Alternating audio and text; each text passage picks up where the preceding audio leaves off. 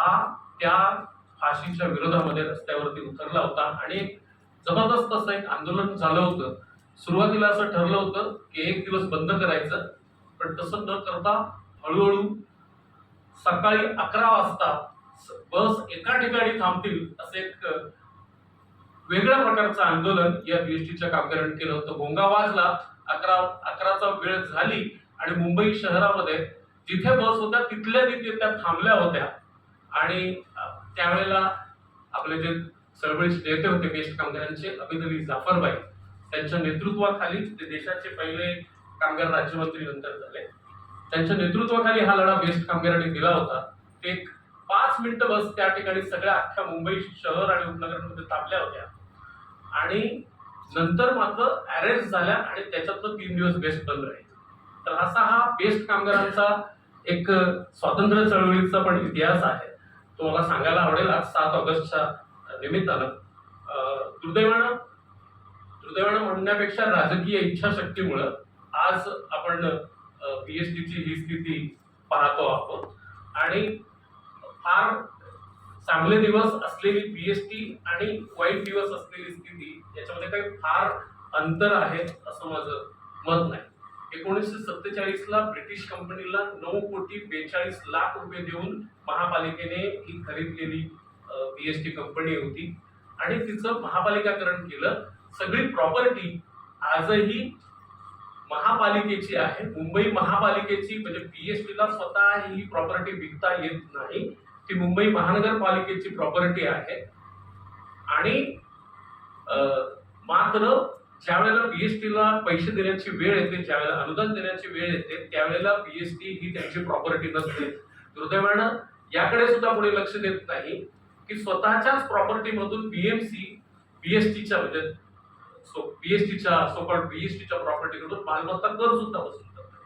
म्हणजे प्रॉपर्टी आहे बीएमसीची म्युन्सिपालिटीची आणि कर स्वतःच्या प्रॉपर्टीवरती वसूल करते अशी एक स्थिती गेली कित्येक वर्ष आहे. ही स्थिती येत असताना मी 2000 बीएसटीचं या स्थितीकडे जात असताना काही महत्वाच्या गोष्टी आपण लक्षात घेतल्या पाहिजेत. एमएमसी ऍक्ट 1888 आहे. त्याच्या सेक्शन 4 प्रमाणे बीएसटी कमिटी 50 प्रमाणे कॉन्स्टिट्यूट होते बीएसटी कमिटी आणि सेक्शन 4 प्रमाणे जनरल मॅनेजर आणि बीएसटी कमिटी ही म्युनिसिपल अथॉरिटीज आहेत. सेक्शन 126 प्रमाणे बजेट क्रिएट होतं. जनरल मॅनेजर तयार करतात, त्यांना 1 लाखाच्या बॅलन्स मधलंच बजेट प्रोव्हाइड करावं लागतं. त्यांना डेफिसिटचं बजेट सादर करता येत नाही, पण दुर्दैवाने मधल्या काळामध्ये त्यांनी ते केलं.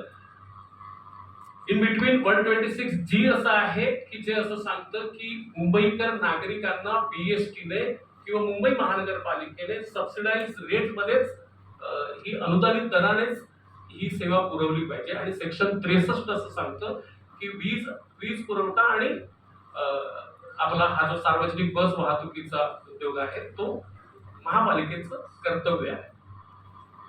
दुर्दैवानं या सगळ्या गोष्टींकडे दुर्लक्ष करत आणि हा 1 लाखाचा जो गॅप आहे ते सांगण्यासाठी 134 कलम आहे. ते 134 असं कलम सांगतं की बीएसटी उपक्रमाचं बजेट 1 लाखाचं शिल्लकीत राखण्यासाठी जर डेफिसिट निर्माण होत असेल तर महानगरपालिकेच्या इतर बजेटमधून जे महानगरपालिकेचे बजेट म्हणजे बीएसटीचं बजेट आहे त्याच्याकडे त्यांनी ग्रांट ट्रान्सफर केली पाहिजे. ती आजपर्यंत अनेक वेळेला तो आकडा सादर करून सुद्धा भीक मागून सुद्धा बीएसटीचे अधिकारी त्या ठिकाणी दर महिन्याला उभे राहतात पैसे मागण्यासाठी, आम्हाला पगारासाठी पैसे द्या, पण ते लोक ते पैसे देत नाही. हे महापालिकेचं संविधानिक आणि कायदेशीर कर्तव्य आहे, ते पार पाडत नाही. या सगळ्या पार्श्वभूमीवरती जो आपण जर बघितलं तर एकंदर 2006 पर्यंत म्हणजे त्याच्यानुसार इलेक्ट्रिसिटी ऍक्ट येईपर्यंत इलेक्ट्रिसिटी ऍक्ट मध्ये त्याने प्रावधान आणलं की ज्या काही सरकारी कंपन्या आहेत त्यांच्या नेटवर्क मधून प्रायव्हेट कंपन्या सुद्धा वीज पुरवठा करू शकतील आणि त्याच्यानंतर जी बीएसटी स्वतःच्या विजेचे युनिटचे दर स्वतः ठरवायची ते दर ठरवण्याची जबाबदारी एमईआरसी कडे गेली आणि एमईआरसीच्या माध्यमातून बीएसटीला संपूर्णपणे आर्थिक डोलारा कोसळवण्यात आला. कोसळला असं नाही म्हणणार, कोसळवण्यात आला आणि ज्याच्यातून मुंबईसह जगातील सगळ्या शहरांमधला कोणताही सार्वजनिक वाहतूक व्यवस्था ही प्रॉफिट मेकिंग नाही, ती सर्व्हिस म्हणूनच पाहिली जाते, जनतेला दिलेली सेवा म्हणूनच पाहिली जाते आणि इथे मात्र प्रत्येक वेळेला प्रॉफिट अँड लॉसचं गणित मांडलं जातं. पण 2006 पर्यंत बीएसटी उपक्रमावरती अशा पद्धतीची वेळ आलेली नव्हती. 2006 ची जर बीएसटी जे प्रोव्हाइड करतं ते आपण फक्त पत्रकार बंधू फक्त बजेट बघतात, पण त्यांचं जे स्टेटमेंट ऑफ अकाउंट येतं ते जर तुम्ही बघितलं तर तुमच्या लक्षात येईल की 2006 साली बीएसटीचे ऍसेट्स होते 1600 कोटीचे इन्व्हेस्टेड व्हॅल्यू आणि त्या 1600 कोटी कशाच्या अगेन्स्ट उभे होते तर 1200 स्वतःच सरप्लस झालेला इतक्या वर्षांच्या काळातून त्यांचा जो संचित निधी होता, त्यांनी जो स्वतःचा निधी निर्माण केलेला होता त्याच्यात म्हणजे त्यांची साठवणूक होती. म्हणजे जगाच्या पाठीवरती अशी कंपनी एकमेव असेल की त्याच्यामध्ये 75% भांडवल हे स्वतःच्या निधीमधून लावलेली. आणि आज जर बघितलं तर त्याचं नेमकं विपरीत चित्र आहे. तर त्याचं मूळ कारण आहे इलेक्ट्रिसिटी ऍक्ट आणि त्याच्यातून मग क्रॉस सबसिडी बंद झाली जी सार्वजनिक वाहतूक व्यवस्थेला करायची होती आणि तिथून ते सगळं घसरत गेलं. मधल्या काळामध्ये कोरागडे सर आले असताना, महाव्यवस्थापक म्हणून आले असताना बीएसटीचा जो ताफा होता तो 4700 पर्यंत नेला होता. जर मगाशी जे आपण पॉवर पॉइंट प्रेझेंटेशन बघितलं त्याच्यातला जर आकडा बघितला तर आपल्या लोकसंख्येच्या मानाने खरं तर आज मुंबईकरांना 10,000 बस गाड्यांची गरज आहे. प्रत्यक्षात ते आता 3,000च्या आसपासच आहे. त्याच्यातलं स्वतःच्या मालकीचा बस ताफा केवळ 1,000चा उरलेला आहे आणि त्याच्यामुळं सार्वजनिक बस वाहतुकीची गुणवत्ता जी गुंडाळली जाते आहे ती दिवसेंदिवस आपल्या लक्षात येईल की कशा पद्धतीने बिघडते. मी गेल्या वर्षीचं जर बजेट काढून बघितलं बीएसटीचं त्यांचं सुधारित बजेट पण आलेलं आहे. त्या सुधारित बजेटनुसार त्यांचं इन्कम त्यांनी प्रिडिक्ट केलंय 6,100 कोटी साधारणतः आणि एक्सपेंडिचर आहे 7,700 कोटी आणि 1,600 कोटीची फक्त त्यांना गरज आहे. तुम्ही बीएमसीची बॅलन्स शीट काढून बघा, माझ्याकडे आहे. त्याच्यामध्ये गेल्या वर्षी त्यांच्याकडे 91,000 कोटी रुपये हे त्यांनी एफडीज मध्ये गुंतवले होते. हा सगळा जनतेचा पैसा आहे. त्यांनी रेव्हेन्यू टॅक्स मधून गोळा केलेला जनतेचा पैसा आहे. तो जनतेला सेवा देण्यासाठी वापरला पाहिजे, पण तो न वापरता ते मगाशी दाखवल्याप्रमाणे सगळ्या त्या वेगवेगळ्या कंत्राटदारांसाठी आणि प्रोजेक्टसाठी वापरला जातोय. आजही गेल्या वर्षीचं जर बीएमसीची बॅलन्स शीट बघितली तर 86,000 अँड ऑड फिगर एवढे फंड्स त्यांनी फिक्स्ड डिपॉझिट्स मध्ये गुंतवून ठेवलेले आहे. बीएसटीला जर आपण बजेट बघितलं तर बीएसटीला किती रुपयांची गरज आहे तर दर वर्षाला साधारणतः 1,500 ते 1,600 कोटीचा त्यांचा रेव्हेन्यू गॅप येतो. तेवढीच गरज आहे.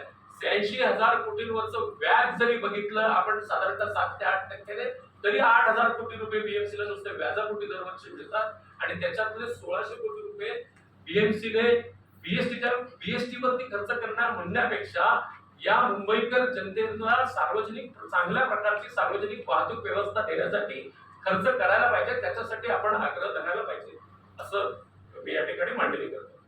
सगळ्यात जो दुसरा महत्वाचा मुद्दा आहे, आताच्या क्षणाला बीएसटी आणि त्यांच्या युनियन्स याच्यामध्ये 3,337 स्वतःच्या बसगाड्या ठेवण्याचं एक अग्रीमेंट आहे आणि सेक्शन 134 प्रमाणे त्यांनी फंड देण्याचं सुद्धा अग्रीमेंट आहे आणि स्क्रॅप झालेल्या बस गाड्या नवीन विकत घेण्यासाठी सुद्धा केलं. पण दुर्दैवाची गोष्ट आहे की वेट लिस्ट वरती मात्र डिझेल बसेस अलाउ करत असताना बीएसटीने मात्र 3 करोड रुपये एका बस मागे हे करून इलेक्ट्रिक बसच घेतल्या पाहिजेत कारण त्या पर्यावरण स्नेही आहेत अशा पद्धतीचं एक भ्रामकता आपल्यामध्ये पसरवली जाते. या बीएसटीच्या बॅटरीसाठी लागणारं लिथियम आणि त्याच्यासाठी होणारा जो पर्यावरणीय नुकसान आहे त्याच्याकडे कोणीही आजही बोललं जात नाही.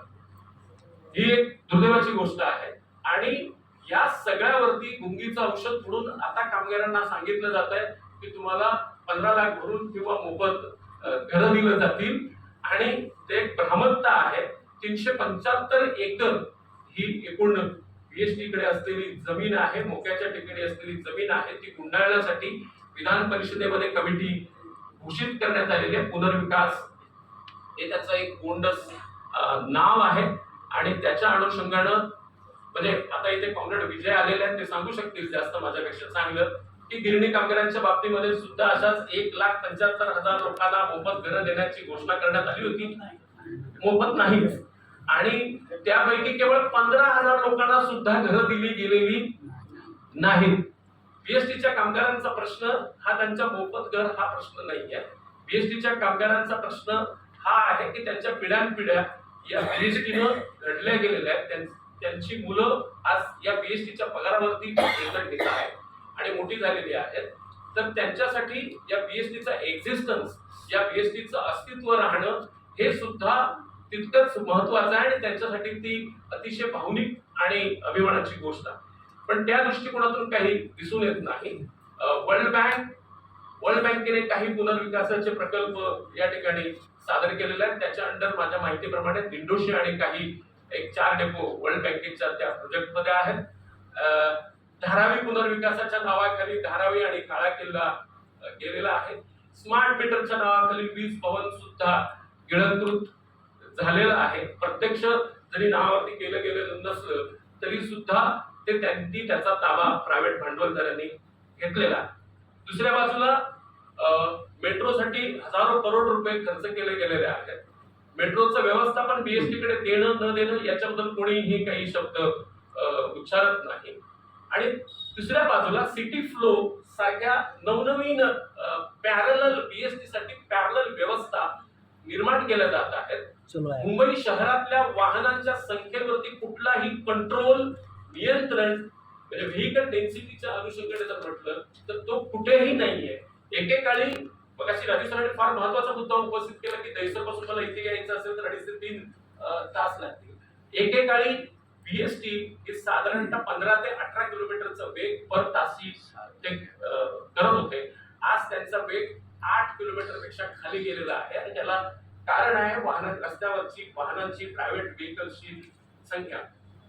या सगळ्याकडे बघत असताना मधल्या काळामध्ये ज्या पद्धतीनं बीएमसी, स्मशानं असतील, आरोग्य सेवा असतील आणि बाकीच्या सगळ्या गोष्टींना सर्व्हिस म्हणून बघितलं जातं, दुर्दैवानं बीएसटी पुरवत असलेल्या सार्वजनिक प्रवासी वाहतुकीला सर्व्हिस म्हणून या नागरिकांना देण्यात येणारी चांगल्या पद्धतीची सेवा म्हणून त्याच्याकडे बघितलं जात नाही. मी तुमचं सगळ्यांचं एक महत्वाचं लक्ष या गोष्टीकडे वेधू इच्छितो. मधल्या काळामध्ये परदेशी सर आयुक्त असताना त्यांनी 5 किलोमीटरला 5 रुपयाचं तिकीट केलं होतं आपल्याच त्या सगळ्या डिमांड मध्ये आणि त्याच्यातून 22 लाखावरचे पॅसेंजर पर डे, 22 लाखावरचे पॅसेंजर हे जवळपास 38 लाखापर्यंत पोहोचले. त्याचा अर्थ 22 लाख ते 38 लाखाच्या मधली जी संख्या आहे ते तिकिटाचे भाव परवडत नसलेले स्टेशन, घर ते स्टेशन आणि स्टेशन ते ऑफिस किंवा ज्या ठिकाणी त्याच्या कामाच्या ठिकाणी चालत जात होते. कारण आठवड्याभरात ही संख्या 22 लाखावरून 38 लाखावरती पोहोचली होती. आणि खऱ्या अर्थानं कामगार चट्टाचा प्रश्न विचार करत असताना आजही महाराष्ट्र सरकारने घोषित केलेलं मिनिमम वेज 8,000 पेक्षा जास्त नाही. आणि त्याच्याशी जर तुम्ही लिंक केलं तर सार्वजनिक वाहतूक व्यवस्था मिनिमम वेज याची जर सांगड घातली गेली तर ते किती ती सर्व्हिसच असली पाहिजे. कारण 8,000 रुपयांमध्ये बीएसटीच्या कामगारांचं बोलत नाही पण एकंदर बीएसटीचा ऑर्गनाइज कामगार हा 4% सुद्धा नाही मुंबई शहरातल्या एकंदर कामगारांच्या संख्येकडे बघताना. तर तो जो 90% कामगार आहे त्याच्यासाठी जो मिनिमम वेजचा जो स्लॅब महाराष्ट्र सरकारने ठेवलेला आहे तो साधारणतः 7,400 ते 8,400च्या दरम्यान आहे.